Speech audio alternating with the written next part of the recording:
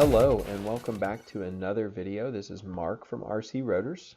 We are going to do a quick mini series on thrust test stands. Thrust test stands can be very important for the RC hobbyist, because it will allow you to check out your motors, speed controllers, battery combinations, and make sure that you're not exceeding the limitations. It will also allow you to check several different prop combinations to find out which one is the most effective or gives you the most thrust. So depending on what application you're looking for.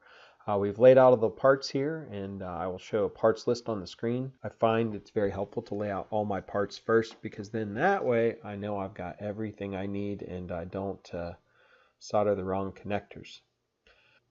In this video, we're going to cover how to wire your ESC to your motor.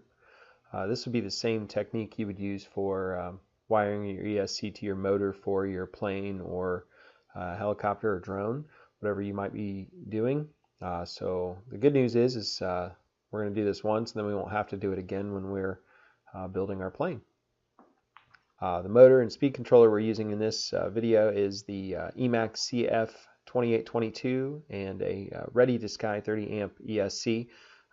I'll put a link in the video description below for those. And let's get started. So the first thing we're going to do is put some solder into our bullet connectors. We're going to tin the tip on our soldering iron and stick those into our blue tack. I use blue tack a lot. It's I guess I consider that my poor man's hobby hands. So we'll fill up these cups of the bullet connectors with some solder.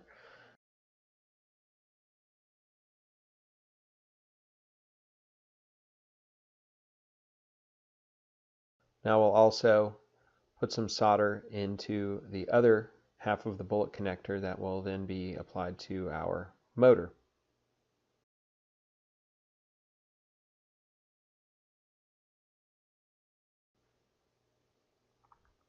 In this case, it doesn't matter which wire you wire to the bullet connector. That's one of the nice things about bullet connectors is it will allow us to swap the motor wire order in case we need to reverse the direction of the motor.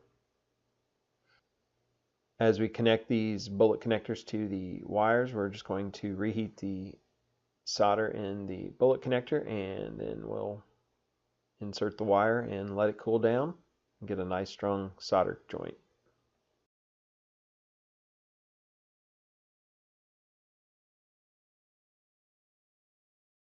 Alright, now that we've got those connected, we are going to let them cool down just a bit, and we will go on to putting our bullet connectors to our speed controller.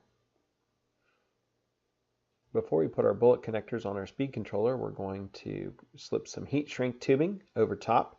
It's very important that your bullet connectors do not touch and short out. That will could destroy your motor, your ESC, or all of the above. So we do not want that to happen. Now we're going to use the same process as we did with the motor wires. We tin the tip on the soldering iron and reheat the solder in the cup for the bullet connector, and then we will insert the wire and let it cool down to get a strong solder joint.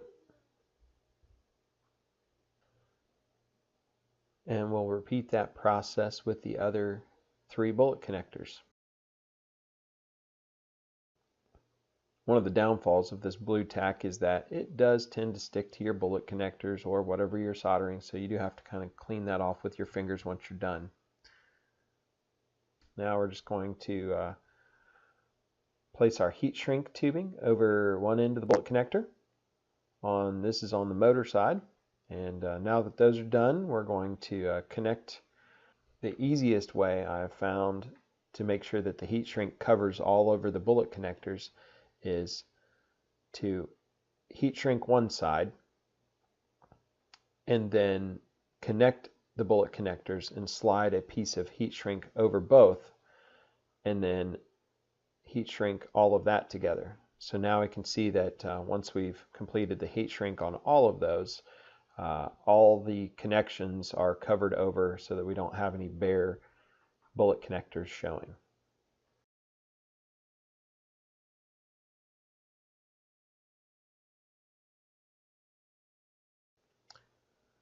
Now we need to solder up an XT60 connector.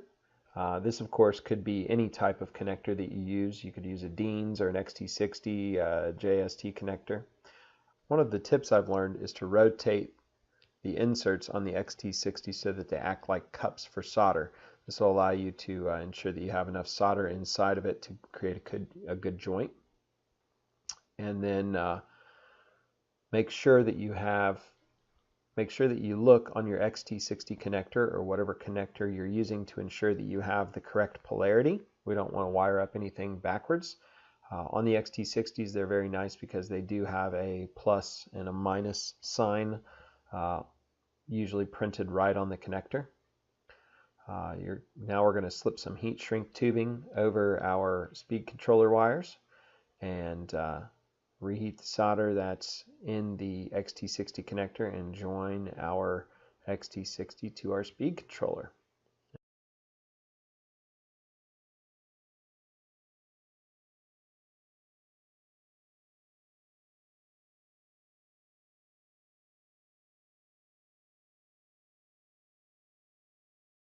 And the last step with the speed controller here is to slide our heat shrink tubing over the XT60. You're going to want to wait a few minutes for it to cool, but once it's cool, slide your heat shrink tubing over the XT60 connector and use your lighter or heat shrink gun to heat shrink that tubing.